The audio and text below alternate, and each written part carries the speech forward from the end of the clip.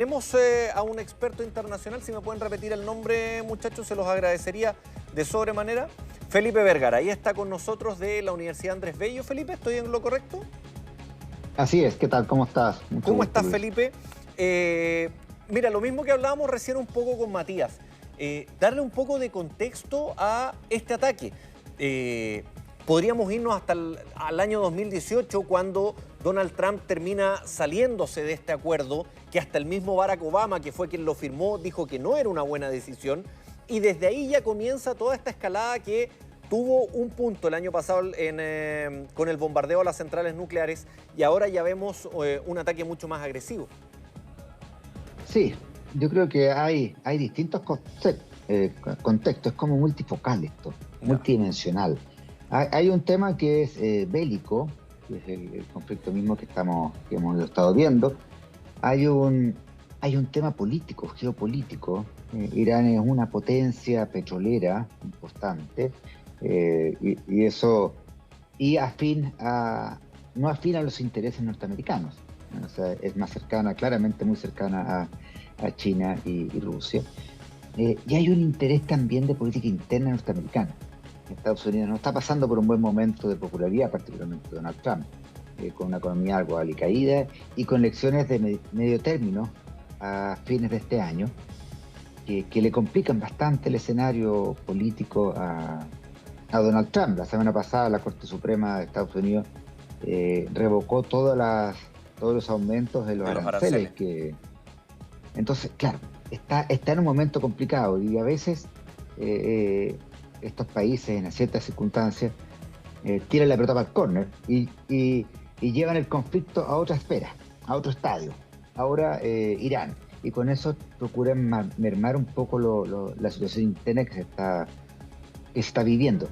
Porque, como ustedes bien decían, Estados Unidos ya atacó a mediados del año pasado lo que eran las instalaciones en las que posiblemente se estaban creando bombas nucleares, ¿no? No sabemos qué concluyó de eso, porque estamos hablando de muchos metros bajo la tierra, pero se daba por entendido que con eso se solucionaba ese eventual problema. Ahora se esgrime un tema de libertad del pueblo iraní. No hay duda que Irán es una dictadura, y lleva bastante tiempo en esto, con bastante represión también, lo hemos visto Sí. en el último tiempo. Las O sea, muy protestas dura, durante el verano fueron durísimas, con muchas víctimas fatales. durísima, claro. Claro, entonces ahí también surge la idea por parte de Israel y de Estados Unidos de invadir para que el pueblo finalmente se tome el país. Sin embargo, cuando Felipe, uno lee la declaración de Netanyahu, perdón, tiro, en una de sus partes dice, y con eso eliminar el riesgo nuclear. Entonces, sí se vuelve al origen de la preocupación. sí, es como toda la clásica juguera que hace Estados Unidos en estos casos, que mete una serie de problemas, lo junta todo y sobre la base de eso es que actúa. Pero claro, Sí. ese tema de la libertad del pueblo iraní es hasta por ahí nomás, po. Porque finalmente Arabia Saudita, que tiene un gobierno teocrático que quizás es igual o peor que Irán, que tiene una monarquía teocrática, a Estados Unidos le da lo mismo porque es su aliado, jamás lo ha tocado, jamás le ha hecho nada. Entonces ahí tú te das cuenta que eso de la liberación de la gente es hasta el peaje nomás. Sí, es bien relativo si les conviene o no. Más allá de que sean monarquías, como tú bien Claro. planteas, ni Jordania, ni Emiratos Árabes, ni otros países que tenía acá anotado, cumplen con los principios básicos de una democracia, Claro. ¿ah? O sea, no es tal. Yo creo que son típicas justificaciones y las hemos visto. Las vimos con Irak, las vimos con Afganistán, lo vimos con Venezuela, todos países gobernados por dictaduras, pero el que realmente el interés que había detrás Era no era otro. la Claro. liberación del pueblo, sino que, claro, como tú bien dices, en el caso último, que es Venezuela, hacerse del petróleo venezolano, más allá de la dictadura férrea e imperdonable que está viviendo Venezuela de manos de Nicolás Maduro. Claro. Felipe, está con nosotros Matías Llaneret también en estudio. También te va a preguntar, Mati. Felipe, ¿qué tal? ¿Cómo estás? Muy buen día. A ver, Hola, desde buenos la días. óptica de Estados Unidos, cierto, y pensando en lo que el mismo Donald Trump declara, ¿no? Que aquí la intención es liberar al pueblo iraní de este régimen. Sabemos que este tipo de instituciones, de organización política en este tipo de países son muy jerárquicas, con cadenas de mando. Entonces, aún si se cumple el objetivo desde la óptica de Estados Unidos, que sería eliminar al líder del régimen, Jamenei, ¿eso asegura un cambio de régimen? Lo pregunto porque la cadena de mando podría seguir. Además, las protestas que veíamos ocurren en diciembre. Entonces la pregunta es, desde el punto de vista del objetivo de Estados Unidos declarado, ¿no será que la ventana para este cambio de régimen ya pasó? Es posible que haya pasado, es posible que nunca pase. Vuelvo al caso venezolano. Se sacó a Maduro, al dictador Maduro, pero no se ha llamado ni a elecciones libres, ni a la recuperación de los principios democráticos, sino que quien era cercano a Maduro mantiene ese poder y concesiona el petróleo.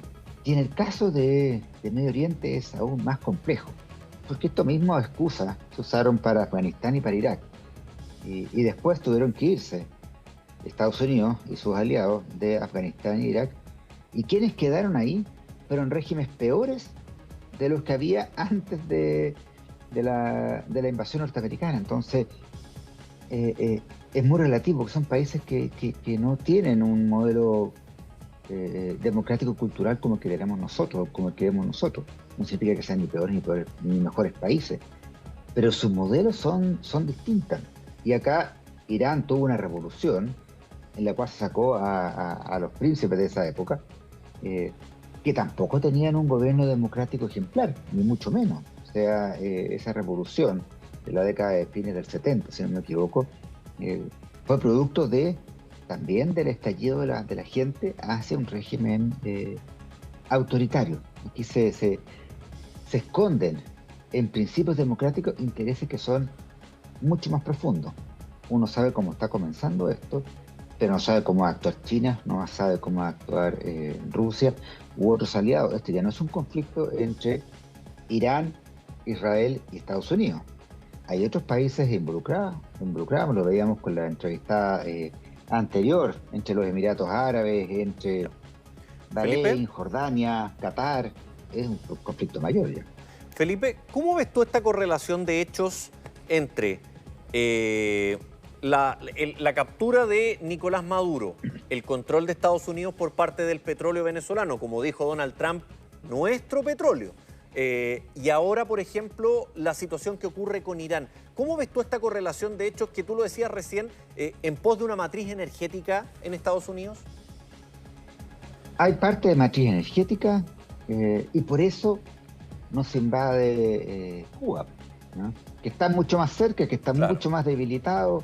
Uno diría, bueno, o sea, hay otros países que están y también tienen una dictadura, Claro. pero claro, Cuba es turístico, no es, No le no es importa la productor. caña de azúcar a Mr. Trump. No, claro, Claro. no va por ahí. Capaz el ron puede ser más atractivo, pero no es algo que uno diga, Claro. me voy para allá por el ron, ¿cierto? Claro. Pero acá sí, pues acá hay. Y no es que se vaya a hacer del petróleo iraní, como sí se hizo en Venezuela, pero sí elimino uno de los, o disminuyo fuertemente a uno de mis mayores adversarios. Como Claro. yo ya tengo reservas petroleras en un país vecino, de las cuales me he hecho, obviamente puede ser atractivo, pero es de corto plazo y una Claro. mirada, creo yo, algo sesgada. Lo más probable es que el petróleo suba muchísimo durante la próxima semana y este conflicto termine escalando y sumando a otros actores. O sea, hay actores hoy día que no sabemos cómo, Felipe. qué están diciendo.